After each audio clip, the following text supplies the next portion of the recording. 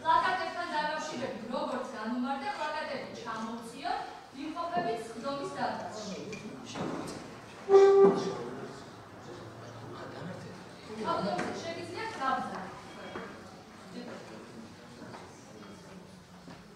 ისმენ დაცვის პარეს მოვისმენ აშუალებლობასაც. ქალბატონო ნინო, ვაყენებ თქვენი აცილების შუამდგომლობას. საქართველოს სისხლის სამართლის საპროცესო კოდექსის 59-ის პირველი ნაწილის ადაეკვეფუნქტების საფუძველზე შუამდგომლობთ, რომ მზია ამაღლობელი სისხლის სამართლის საქმის განხილვიდან აცილებული იქნეს მოსამართლე ნინო სახელაშვილი.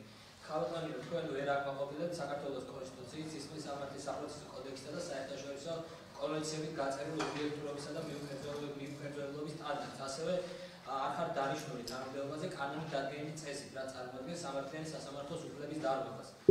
თქვენ 2025 წლის 14 იანვარს ერთხელ უკვე მიიღეთ მონაწილეობა მზია ამაღლობელის სისხლის სამართლის საქმის განხილვაში, როგორც პირველი წარდგენის ხდომის მოსამართლემ, სადაც უკანონოდ და დაუსაბუთებლად შეუხარდეთ მზია ამაღლობელს პატიმრობა.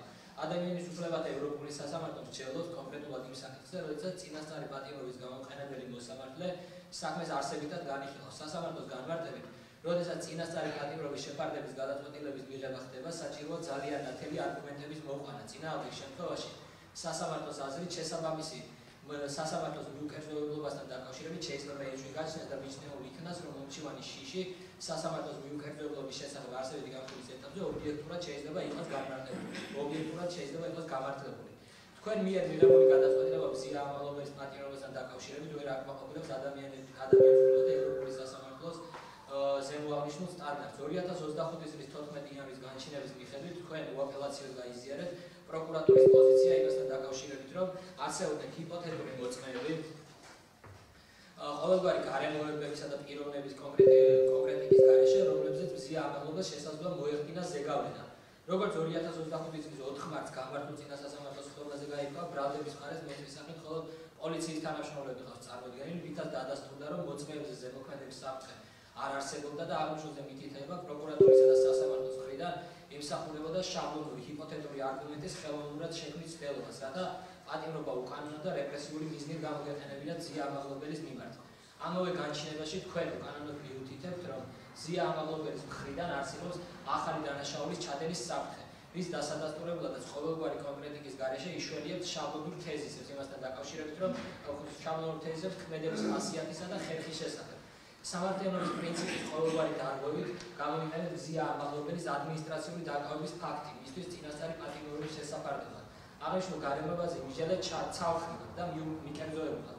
არ გაითვალისწინეთ ის ფაქტი, რომ მზია ამაღლობელის ადმინისტრაციული დაკავება მოხდა უკანონო იმ ქმედებისთვის, რომელიც საერთოდ არ წარმოადგენს ადმინისტრაციული სამართალდაბოლოს და დაკავების ოლქში არსებული ყველა გარემოება არის გაყალბებული, რასაც ადასტურებს მათ შორის შემთხვევის ადგილზე გადაღებული არაერთი ვიდეო მასალა. უნდა აღინიშნოს, რომ ამ წუთამდე არ არსებობს გადაწყვეტილება მზია ამაღლობელის მიმართ წარმოებულ ადმინისტრაციული სამართალდაბოლოს საქმეზე და საერთო სასამართლოების მხრიდან სრულიად უკანონოდ ხდება აღნიშნული საკითხის გამოყენება, რათა უსაფუძვლოდ გაგრძელდეს მისი პატიმრობა. განჩინებაში თქვენ თავი აარიდეთ სისხლის სამართლის საპროცესო კოდექსით დაკისრებულ მოვალეობას და აღინიშნეთ იმის შესახებ, რატომ ვერ უზრუნველყოფდა აღკვეთი ღონისძიების მიზნებს სხვა პატიმრობისგან განსხვავებით უფრო მსუბუქი სახის აღკვეთი ღონისძიება, მიუხედავად იმისა, რომ დაცვის მხარის მხრიდან შემოთავაზებული იყო გირავა და მასთან ერთად თანხმობა იყო გაცხადებული სისხლის სამართლის საპროცესო კოდექსის 159 ფულის მეორე ნაწილით გათვალისწინებულ შემდგომ ღონისძიებებზე, ისეთი როგორც არის ელექტრონული მონიტორინგი, პირადებისა პასპორტის ჩაბარება, სამართალდამცავ უწყებაში გამოცხადება და ასე შემდეგ. ნებისმიერი შეგეძლო გამოიყენებინა.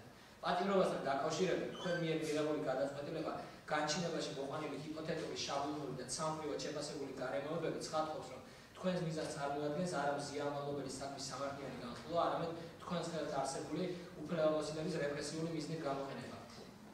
მნიშვნელოვანი გარემოება აღნიშნულ აცილებასთან დაკავშირებით ასევე არის ის, რომ მზია ამაღლობელის პატიმრობის უკანონო შეფარდების გამო თქვენს მიმართ ლიეტუვის, ლატვიისა და ესტონეთის საგარეო საქმეთა სამინისტროების მხრიდან გამოყენებულია სავიზო სანქცია, რაც გამოიხატება იმაში, რომ გეგრძალებათ აღნიშნულ სახელმწიფოებში შესვლა.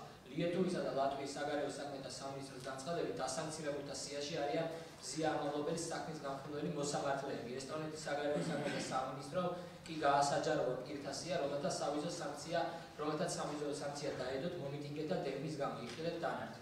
აღნიშნული გარემოება არა მარტო წარსულში თქვენი მხრიდან პატიმრობის უკანონოდ გამოყენებაზე მიუთითებს, არამედ ნებისმიერი ობიექტური დამკვირვებლისთვის ნათელყოფს იმას, რომ თქვენი მხრიდან არსებობს დაინტერესება სახლის შედეგის მიმართ.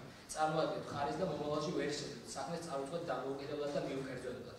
აღნიშნულ პირობებში მზიამაღლობელი სისხლის სამართლის საქმის თქვენი მხრიდან განხილვა შეუძლებელია ობიექტურ დამკვირვებლობას უტოვებდეს იმის განცდას, რომ საქმე მიუკერძოებულად და ობიექტურად განხილება.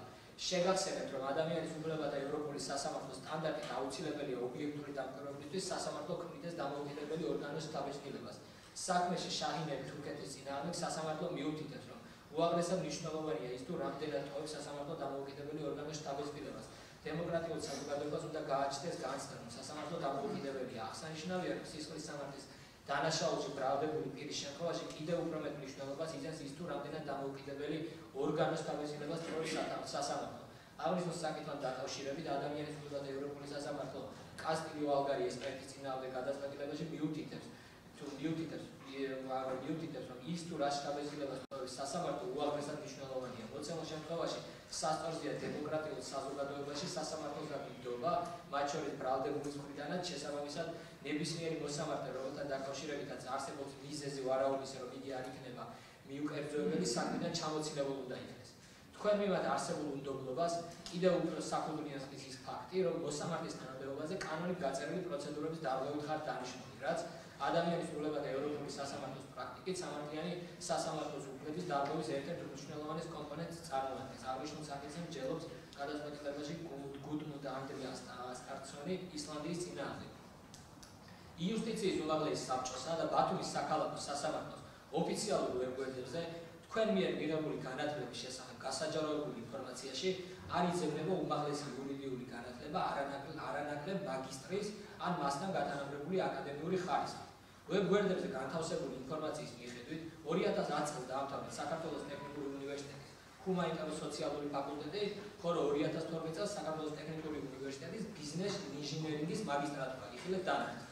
შესაბამისად, ვერ აკმაყოფილებ საერთო სასამართლოების შესახებ საქართველოს ორგანული კანონის 34 მუხლის პირველი ნაწილით მოსამართლის თანამდებობაზე დანიშნვის განსაზღვრულ კრიტერიუმებს, რომლის მიხედვითაც მოსამართლე თანამდებობაზე შეიძლება დაინიშნოს, აირჩიოს საქართველოს ქმედუნარიანი მოქალაქე 30 წლის ასაკიდან, რომელსაც აქვს უმაღლესი იურიდიული განათლება, არანაკლებ მაგისტრის ან მასთან გათანაბრებული აკადემიური ხარისხი, უმაღლესი განათლების დიპლომით. შესაბამისად, აღნიშნული ჩანაწერიდან გამომდინარე, აუცილებელია, რომ თქვენს CV-ში მოიზამებოდეს განათლება, იურიდიული განათლება, როგორც უმაღლესი, ასევე მაგისტრატურის დაბადასვენებელი და კიდევ ერთხელ ხავს რომ ეს მეტყოს იურიდიული განათლება.